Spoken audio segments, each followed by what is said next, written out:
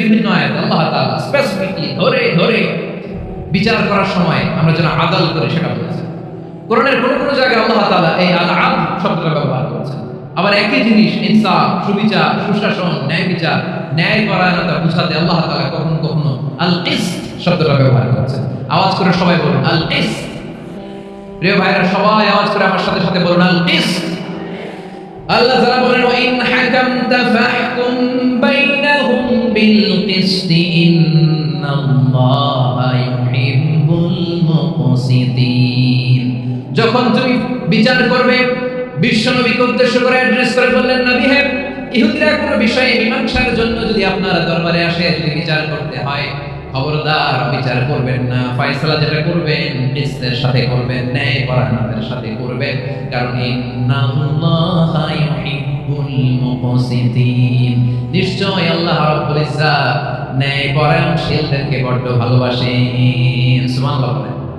ন্যায়পরায়ণ লোকদেরকে আল্লাহ তাআলা বড় ভালোবাসেন। অন্য আয়াতে আল্লাহ তাআলা বলেছেন وَنَضَعُ الْمَوَازِينَ الْقِسْطَ لِيَوْمِ الْقِيَامَةِ فَلَا تُظْلَمُ نَفْسٌ شَيْئًا।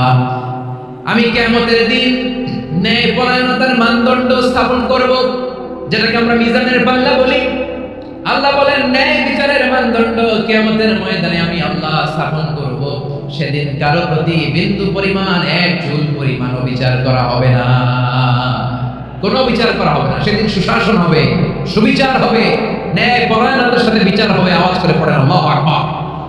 তাহলে প্রিয় ভাইরা, যে তিনটি বিষয়ে আল্লাহ তাআলা আমাদেরকে আদেশ দিয়েছেন, তার প্রথম হচ্ছে আদালত, ইনসাফ, সুবিচার, ন্যায় বিচার। এটা আমরা চাই কি চাই না? বিশ্বনবী ন্যায় বিচার, ন্যায় পরায়ণতা, সুশাসন প্রতিষ্ঠিত করেন কি করেন নাই? আপনারা বিশ্বনবীর সিরাত যারা পড়েছেন, আপনি দেখবেন বিশ্বনবীর সিরাতের পরতে পরতে, বাঁকে বাঁকে, সিরাতের বাঁকে বাঁকে এই আদালতের নমুনা মেলে। সুবহানাল্লাহ। ছোট্ট একটা নমুনা রাসূল সাল্লাল্লাহু আলাইহি ওয়াসাল্লামের সিরা আল আদলা থেকে ছোট্ট একটা নমুনা আপনাদের খেদমতে উপস্থাপন করি। বিশ্বনবী সাল্লাল্লাহু আলাইহি ওয়াসাল্লাম মক্কা বিজয় করলেন অষ্টম হিজরিতে। মক্কা বিজয় শেষে তিনি কয়েক সপ্তাহ মক্কাতে অবস্থান করলেন। ইন দ্য মিন টাইম মক্কার একটা ভেরি প্রেস্টিজিয়াস এন্ড ডিগনিফাইড ফ্যামিলির নারী চুরিতে ধরা পড়ল। কিসে ধরা পড়ল? সবাই বলেন কিসে? আমাদের সমাজে আসেনি এটা? আছে? ছোট না বড়? হ্যাঁ, হিসাব করে শেষ করা যায় না। 3.5 কোটি টাকা নাই উন্নয়ন প্রকল্পের নামে। উন্নয়ন প্রকল্পের নামে 3.5 কোটি টাকা নাই। 3.5 কোটি টাকা লিখতে পারবেন আপনি? একটা লিখতে পারবেন? বুঝতেছেন কত বড় সংখ্যা? হ্যাঁ, বনু মাখজুমিয়া গোত্রের এক নারী মক্কায় চুরিতে ধরা পড়ল। বলেন তো চুরি করলে বিধান কি? কি কাটতে হবে? চুরির বিধান হলো হাত কেটে দাও। দাও সেটা গোপনে নয়, প্রকাশ্যে জনসম্মুখে হাত কেটে দাও। বনু মাখজুমিয়া গোত্রের নারী যখন চুরিতে ধরা পড়লো, সাহাবারা চিন্তায় পড়ে গেলেন। সবেমাত্র মক্কার লোকেরা কালিমা পড়ে মুসলমান হয়েছে, ইসলামের আইন কানুন তেমন জানে না, ইসলামী শরিয়ার সাথে বেশি পরিচিত নয়। এখন যদি বিশ্বনবী চুরির যেই বিধান এটা যদি কায়েম করে হাত যদি কেটে দেয়, না জানি মক্কার লোকেরা আবার বিগড়ে যায়, না জানি মক্কার লোকেরা আবার মুরতাদ হয়ে যায়, না জানি মক্কার লোকেরা ইসলাম থেকে দূরে সরে যায়। চলো চলো সাহাবীরা মিলে পরামর্শ করলেন, চলো বিশ্বনবীর কাছে যেয়ে বলি, ও নবী, শুধু কেবলমাত্র একমাত্র এই নারীর জন্য চুরির হাত কাটার বিধানটা আপনি একটু থামিয়ে দেন। চুরির হাত কাটার যে বিধান এখানে একটু রহিত করে দেন, বাকিগুলা কইলেন মদিনাতে যে চলবে, কিন্তু মক্কা এবারের জন্য মাফ করে দেন। কিন্তু কে বলবে? এই যে পরামর্শ, সাজেশন, এটা কে দিবে বিশ্বনবীর কাছে? সাহাবারা চিন্তায় পড়ে গেলেন।